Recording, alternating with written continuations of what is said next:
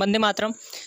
इसके पहले हमने बताया है second cause of market failure. देखिए अब इसमें हम चर्चा करेंगे थर्ड हमारा कॉज था environmental quality as a public goods. तो तीसरा जो हमारा मार्केट फेलियर का कारण है वो है इन्वायरमेंटल क्वालिटी। और इन्वायरमेंटल क्वालिटी इन्होंने कहा है ना कि देखिए यहाँ पे एक चीज़ और है कि there is also violation of efficiency condition, ठीक है, और it is also reason for market failure. और चूँकि हम देखिए हम पब्लिक गुड या प्राइवेट गुड हमारे पास मतलब जानने के लिए केवल एक थियरी है जिसके लिए हम जानते हैं। जैसे मान लीजिए कि पब्लिक गुड में क्या हो सकता है, हम कैसे बांट सकते हैं, तो बस दो सिद्धांत है जिसके आधार पे हम बांटते हैं। दैट इज़ जो पहला है नॉन राइवल कंजम्पशन है, और दूसरा नॉन राइवल कंजम्पशन का क्या मतलब है कि हम जॉइंट कंजम्पशन कर सकते हैं, उसमें कोई दिक्कत नहीं हो सकती, ठीक है, कोई भी मतलब राइवलरी नहीं है, किसी को दिक्कत नहीं होगी। सेकेंड इज नॉन इंक्लूजन, ठीक है, नॉन एक्सक्लूजन है, ठीक है, सॉरी नॉन एक्सक्लूजन है। इसे अपवर्तनीयता बोलते हैं कि अपवर्तनीयता का न लागू होना, ठीक है। Each consumer consume same quantity. देखिए इसका मतलब ये होता है कि ना अपवर्तनीयता का सिद्धांत ये बोलता है कि आप बिना मतलब भुगतान किए या बिना कीमत चुकाए आप किसी भी वस्तु का या किसी भी चीज़ का उपभोग नहीं कर सकते हैं। लेकिन यहाँ पे मतलब जब नॉन एक्सक्लूजन होता है अर्थात पब्लिक गुड्स में, वहाँ भी आप बिना कीमत चुकाए, जैसे मान लीजिए कि आप हवा में सांस ले रहे हैं तो इसका ऐसा थोड़ी है कि आपको कीमत चुकाना पड़ रहा है, वो तो फ्री में मिल रहा है, सबको मिल रहा है, जितना चाहिए उतना मिल रहा है, मतलब जितना चाहिए उतना पूर्ण संतुष्टि सबको मिल रही है। तो इसीलिए इन्वायरमेंट इक्वालिटी क्या है, एक पब्लिक गुड है। और आप जानते हैं कि जब पब्लिक गुड होता है तो वह एक कारण है मार्केट फेलियर का। क्यों? क्योंकि डिमांड और सप्लाई उसे एडजस्ट नहीं कर पाती, जो प्राइवेट डिमांड और सप्लाई है वह उसे एडजस्ट नहीं कर पाती। चलिए अब इसके अलावा अगर हम देखें तो देयर हैव मेनी एग्जांपल्स विच जिसको हम दे सकते हैं, सॉरी, ठीक है।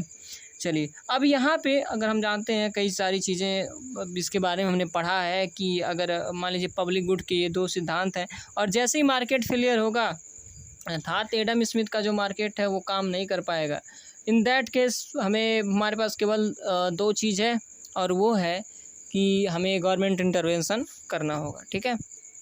चलिए हमने पर्यावरण को देख लिया है, मतलब इन्वायरमेंटल क्वालिटी को देख लिया है। चलिए एक चीज़ और है, अगर हम देखें आगे बढ़ेंगे आपको इसमें दिखाई दे रहा होगा जो कॉमन प्रॉपर्टी राइट है ना, जो कॉमन प्रॉपर्टी रिसोर्सेज यहाँ पे जो लिखा होगा CPR, ठीक है। तो CPR ना तो प्योर दिखा है कि not pure public good and not pure private good. चलिए जो CPR है वो ना तो प्योर पब्लिक गुड है भैया, पब्लिक गुड जो प्योर नहीं है, इसका मतलब ये है कि यहाँ पे लिमिटेड एक्सक्लूजन अर्थात सीमित में एक्सक्लूजन संभव है। क्यों? एग्जाम्पल दैट कि यहाँ पे मतलब अपॉर्चुनिटी का सिद्धांत क्या होता है, एक मात्रा में लागू होता है, सीमित होता है। ऐसा क्यों होता है? जैसे मान लीजिए कि एक फील्ड है, ठीक है, हमने इसके उदाहरण दिया है बकरी वाला भेड़ वाला कि एक फील्ड है, इसमें कोई लोग बकरी चला रहे हैं, ठीक है, मतलब भेड़ चला रहे हैं, ठीक है, जो भी हो। तो अब मान लीजिए उसमें लिमिटेड लोग जा सकते हैं, आप ध्यान दीजिएगा, लिमिटेड लोग जा सकते हैं। जो लॉ ऑफ एक्सक्लूजन है ना पब्लिक गुड में, जो लगता है कि लॉ ऑफ एक्सक्लूजन का मतलब अभाव होता है, वहाँ पे लगता ही नहीं है। मतलब कितना भी लोग हों वो क्या एयर को कंज्यूम कर सकते हैं, हवा को ले सकते हैं, ठीक है, उसमें कोई लिमिट नहीं होता है। लेकिन अगर मान लीजिए कॉमन प्रॉपर्टी रिसोर्सेस है, जैसे मान लीजिए एक फील्ड है, तो फील्ड मान लीजिए सरकार की है अर्थात तो वो पब्लिक गुड है, तो उसमें ऐसा थोड़ी है कि सब मतलब जितना चाहे उतने लोग आ सकते हैं, मतलब एडजस्ट हो सकते हैं, ऐसा नहीं होगा। केवल कुछ लोग, मान लीजिए कि छोटा सा है तो 10 लोग आ सकते हैं, तो ऐसा थोड़ी, मतलब उसके अलावा कोई और आ नहीं सकता। इसीलिए हम बोल सकते हैं कि यहाँ पे क्या मतलब CPR अर्थात कॉमन प्रॉपर्टी रिसोर्सेज में लिमिटेड एक्सक्लूजन संभव है। इसीलिए क्या होता है, ये नॉट प्योर पब्लिक गुड है। चलिए दूसरा है नॉट प्योर प्राइवेट गुड। अब इस पर प्राइवेट गुड भी नहीं होता है। क्यों प्राइवेट गुड नहीं होता? क्योंकि यहाँ पे प्रॉपर्टी राइट डिफाइन नहीं होता है। प्रॉपर्टी राइट अर्थात संपदा अधिकार या उसका कौन मालिक है वो हम पूरे देखिए बहुत डिफाइन करके पढ़ा रहे हैं। आई होप आप लोगों को बहुत ही क्लियर समझ में आ रहा होगा। अगर आए तो आप इसे लाइक शेयर तथा सब्सक्राइब जरूर कीजिएगा, भूलिए मत। अगर आप ऐसा करेंगे तो हमें मोटिवेशन मिलेगा और हम और वीडियो बनाएंगे, ठीक है। चलिए आगे देखिए। अब इसमें प्रॉपर्टी राइट नॉट डिफाइन होता है। प्रॉपर्टी राइट मतलब उसके मालिकाना हक किसके पास है ये डिफाइन नहीं होता है, इसीलिए ये क्या है, नॉट प्योर प्राइवेट गुड है, ठीक है। अब रेशनैलिटी ऑफ गवर्नमेंट इंटरवेंशन को हम देखेंगे, मतलब कि अगर सरकार उसमें हस्तक्षेप करे, इंटरवेन करे तो उसका क्या औचित्य है, मतलब उससे क्या, उसकी क्या ज़रूरत है, तो इसके बारे में हम आगे देखेंगे। सरकार देखिए सरकार किस प्रकार से, इसमें दो चीज़ें आ सकती हैं। मतलब रेशनैलिटी ऑफ गवर्नमेंट इंटरवेंशन में कि सरकार के हस्तक्षेप का औचित्य क्या है, कैसे आए। तो इसमें दो चीज़ें हैं, चूँकि देखिए कॉमन प्रॉपर्टी रिसोर्सेज हो या इन्वायरमेंटल क्वालिटी हो, उसको जो प्राइवेट गुड के रूप में जो प्राइवेट मार्केट है उसको एडजस्ट नहीं कर सकता है। तो पब्लिक मार्केट है ना, जैसे मान लीजिए पब्लिक गुड एक तरीके से होता है, तो उसको पब्लिक गुड की तरह है, तो इसको कौन एडजस्ट करेगा? सरकार को हस्तक्षेप करना पड़ेगा और सरकार ही इस जो समस्या है उसको ख़त्म करेगी। ठीक है, अब इसमें दो तरीके से हो सकता है कि इसमें दो चीज़ें सरकार को निर्णय लेना होता है जब वो हस्तक्षेप करती है, कि आखिर उसका हस्तक्षेप कैसा हो और आखिर किसके लिए हो, मतलब कि उसको करेक्शन क्या करना है और कैसा, मतलब उसका जो निर्णय हो उसके जो करेक्शन करना उसके बारे में निर्णय कैसा हो।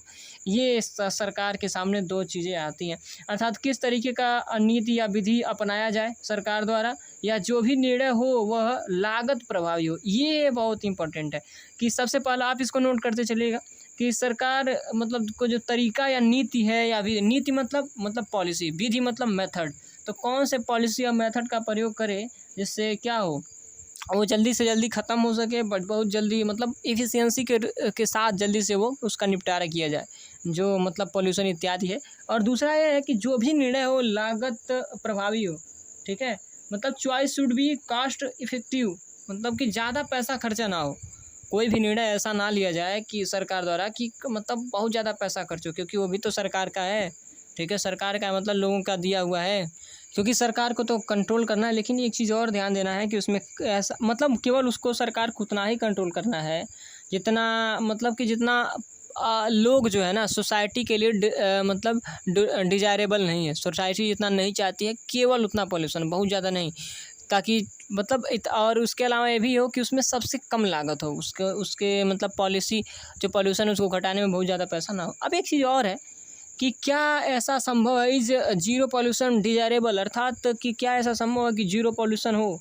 तो इसका उत्तर है कि दो चीज़ें, दो लोगों से अगर पूछा जाए, जैसे एक तो इकोलॉजिस्ट है जो पर्यावरण के बारे में सब बताएगा, और दूसरा इकोनॉमिस्ट मतलब कि जो ह्यूमन इकोनॉमी हमारे पास हो, जहाँ पे प्रोडक्शन किया जा रहा है, कंजम्पशन किया जाए, तो वहाँ पे देखिए उसको दो व्यू हो सकते हैं कि क्या पोल्यूशन मतलब कि जीरो हो सकता है कि नहीं। तो जो इकोलॉजिस्ट है ना वो कहेंगे कि हाँ पोल्यूशन जीरो कर दो, कोई बात नहीं, हम लोग संभाल लेंगे, मतलब जब पोल्यूशन जीरो हो जाएगा तो हम उसको जो पर्यावरण है वो बहुत कुशल हो जाएगा। तो इसीलिए जो इकोलॉजिस्ट है ना, जो पर्यावरण के बारे में बताते हैं, पारिस्थितिकी के बारे में बताते हैं, वो कहेंगे कि यस इज इट पॉसिबल, मतलब जीरो पोल्यूशन हो सकता है और बढ़िया रहेगा। लेकिन जो इकोनॉमिस्ट है वो कहेंगे नहीं नहीं नहीं, इजंट पॉसिबल, इससे हो ही नहीं सकता। क्योंकि अगर भी देखिए, ध्यान से देखिएगा, अगर इकोनॉमिक एक्टिविटीज़ होगा, अगर डेवलपमेंट होगा तो पॉल्यूशन होगा ही होगा। क्योंकि अगर आप कुछ या तो कंज्यूम करेंगे या प्रोडक्शन करेंगे तो उसका वेस्ट निकलेगा ही निकलेगा। Is it 100% possibility? ओके, अब चलिए आप एक चीज़ जान लीजिए कि zero pollution is zero economic activities, अर्थात कोई भी, जैसे मान लीजिए कि कोई भी पॉल्यूशन अगर कहीं भी जीरो अगर हो रहा है, इसका मतलब है कि वहाँ पे इकोनॉमिक एक्टिविटीज़ नहीं हो रहा है। तो आखिर निर्णय कैसा लिया जाए सरकार द्वारा? तो सरकार द्वारा वैसी निर्णय लिया जाए कि जो अपॉर्चुनिटी कास्ट के हिसाब से हो। अपॉर्चुनिटी कास्ट का क्या मतलब है? सेकेंड बेस्ट सेक्रीफाइस, अर्थात एक चीज़ से मान लीजिए कि सेकेंड बेस्ट, आप बस इतना समझिए कि सेकेंड बेस्ट सेक्रीफाइस। ठीक है, अपॉर्चुनिटी कास्ट का मतलब होता है। अब इसका मतलब ये होता है कि सरकार पॉल्यूशन को भी देखेगी और डेवलपमेंट को भी देखेगी। जो सबसे ज़्यादा ज़रूरी होगा उसी का निर्णय लिया जाएगा, या तो डेवलपमेंट का निर्णय लिया जाएगा या तो पर्यावरण के रूप में निर्णय लिया जाएगा। इसको और ये जो एनालिसिस है ना कि किसका निर्णय लिया जाए, वो एक थ्योरी के हिसाब से होता है, दैट इज़ सीबी एनालिसिस, जिसे हम बोल सकते हैं कि कास्ट बेनिफिट एनालिसिस। ओके, चलिए सीबी एनालिसिस है ना, उसको करने के लिए, कंपैरिजन करने के लिए दो चीज़ हमें देखना होगा। एक तो आप जानते होंगे जो एक्सटर्नलिटीज़ होती है ना, वो या तो एमएससी होती है, मतलब नेगेटिव होगी तो एमएससी होगी, मार्जिनल सोशल कास्ट को डिराइव करेगी, उत्पन्न करेगी। नंबर सेकंड, अगर पॉजिटिव होगी तो क्या करेगी? मार्जिनल सोशल बेनिफिट को हम देखते हैं उसमें।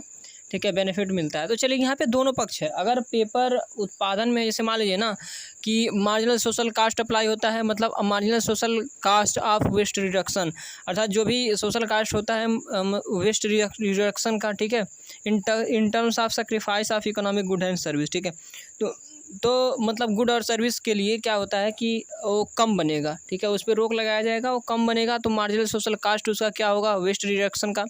और नंबर दूसरा ये है कि मार्जिनल, लेकिन अगर आप एक चीज़ और समझिए, अगर पेपर में कमी की जाएगी, एग्जाम्पल दैट कि मान लीजिए कि पेपर कम बनने लगा, तो उससे जो मार्जिनल सोशल बेनिफिट है, मतलब कि जो सीमांत सामाजिक कल्याण है ना, मतलब बेनिफिट है, उसमें भी कमी आएगी।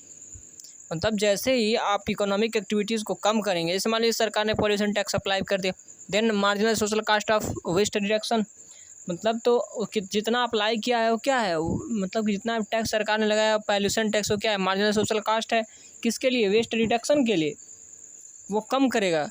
और नंबर दूसरा है कि एमएसबी है, मार्जिनल सोशल बेनिफिट है, किसका, वेस्ट रिडक्शन का। तो जो मार्जिनल सोशल बेनिफिट है वो भी ख़त्म होगा, ठीक है। वो तो मान लीजिए लोगों के पास जो कल्याण मिल रहा था पढ़ने पे, अब उतने लोग नहीं पढ़ पाएंगे उसको, क्योंकि उस पर टैक्स लगाया जाएगा तो कम होगा। हाँ, हालांकि पोल्यूशन कम होगा, लेकिन यहाँ पे मतलब दोनों इफेक्ट पड़ता है, इसीलिए हमें बहुत सोच समझ के सरकार क्या होती है, कदम उठाती है।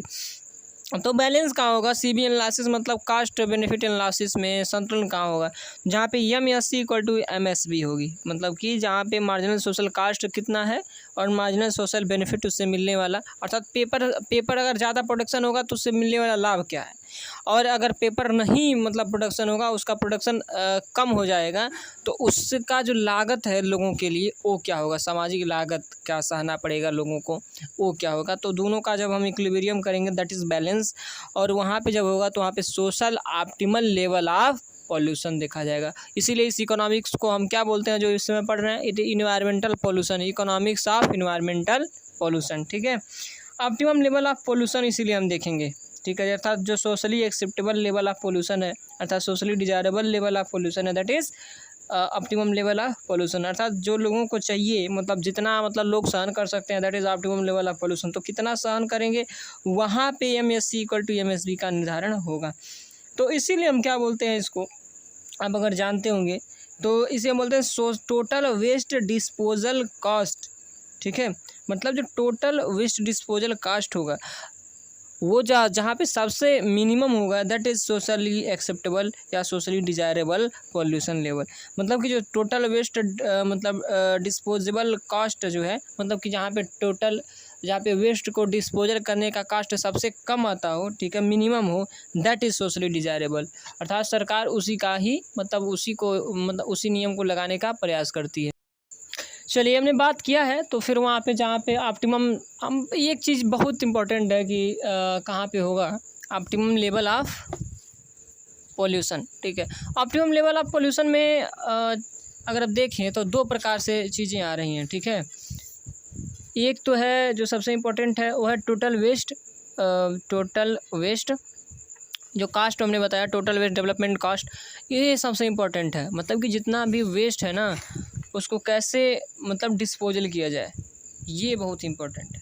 जैसे हम ये भी बोल सकते हैं कि टोटल वेस्ट डेवलपमेंट कास्ट या टोटल वेस्ट डिस्पोजल कास्ट भी बोल सकते हैं, कि मतलब how to dispose them, how to उसको कैसे सही करें, ठीक है। और उसमें सबसे कम लगना चाहिए, क्योंकि जो TWDC है ना, सबसे कम लगना चाहिए, दैट इज़ ऑप्टिमम लेवल, क्योंकि सरकार को कम से कम पैसा खर्चा करना है और सही से सही कदम उठाना है। तो दो चीज़ सरकार तय करती है, व्हेन गवर्नमेंट इंटरवेन, ठीक है, जब सरकार इंटर करती है, जब सरकार प्रवेश करती है। तो देखिए TWDC है, आप फिगर में देख सकते हैं, वो दो प्रकार की है, एक टोटल पोल्यूशन कंट्रोल कास्ट, मतलब जिसे TCC बोलते हैं, and second is TGC, total development cost, ठीक है। अब इस दोनों टोटल डेवलपमेंट कास्ट को हम बोल सकते हैं मतलब कुल क्षतिपूर्ति लागत, मतलब कि जो भी हमारे पास क्षतिपूर्ति हुई है, जो क्षति हुई है उसकी पूर्ति करने में कितना लागत लगेगा, तो टोटल पोल्यूशन कंट्रोल, अर्थात जितना पोल्यूशन बढ़े उसको कंट्रोल कैसे करें, that is total waste disposal cost, ठीक है। अब इस सबसे कम जहाँ पे होगा वहीं पे क्या होगा, संतुलन होगा, ठीक है। अब इसको यूज करने के लिए अभी तो आप यहीं तक समझें, लेकिन आप इस फिगर में देख सकते हैं कि इसको यूज करने के लिए, ठीक है, डायग्रामेटिक प्रेजेंटेशन के लिए, किसके डायग्रामेटिक प्रेजेंटेशन के लिए, TCC और TDC, मतलब total cost, total control cost and then total development cost, इसके जो है ना प्रेजेंटेशन के लिए, ताकि हम फिगर पे दिखा सकें, that we use two concept, first of is MCC and second of is MDC। तो MCC क्या है, जो TCC है उसी का जो मार्जिनल रूप है, जिसे हम बोल सकते हैं MCC या मार्जिनल कंट्रोल कास्ट, ठीक है।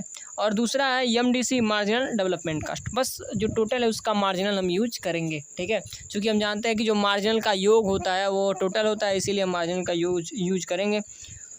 और फिर डिजायरेबल पॉइंट जब होगा, मतलब कि जहाँ पे MCC इक्वल टू MDC होगा, वहाँ पे क्या होगा, डिजायरेबल पॉइंट होगा, मतलब सोशली एक्सेप्टेबल पोल्यूशन का निर्धारण हो जाएगा। अब इसके बाद जो अगला वीडियो है, आई होप आप लोगों को ये सारी चीज़ें बहुत ही बेहतर तरीके से समझ में आ रही होंगी। हम इसलिए आपको वीडियो नहीं प्रोवाइड कर पा रहे हैं, जैसे कि अपना लेक्चर टाइप का वीडियो नहीं प्रोवाइड कर पा रहे हैं, फेस टाइप का वीडियो, क्योंकि हमारे पास जो माइक हमारी है वो ख़राब हो चुकी थी। तो हम सोच रहे हैं इसको हम मोबाइल से डायरेक्टली रिकॉर्डिंग कर रहे हैं, फिर आपको दे रहे हैं। आप बताइएगा कि ये वीडियो आपको कैसा लग रहा है, उसी के हिसाब से वीडियो बनाया जाएगा। आप जो प्रीफर करेंगे हम उसी के हिसाब से वीडियो बनाएंगे। आप इसको लाइक शेयर तथा सब्सक्राइब जरूर कीजिएगा, उससे हमें मोटिवेशन मिलता है और बढ़िया से और वीडियो बनाया जाएगा, आपके लिए सभी वीडियो उपलब्ध कराया जाएगा। आज के लिए बस इतना ही। वंदे मातरम।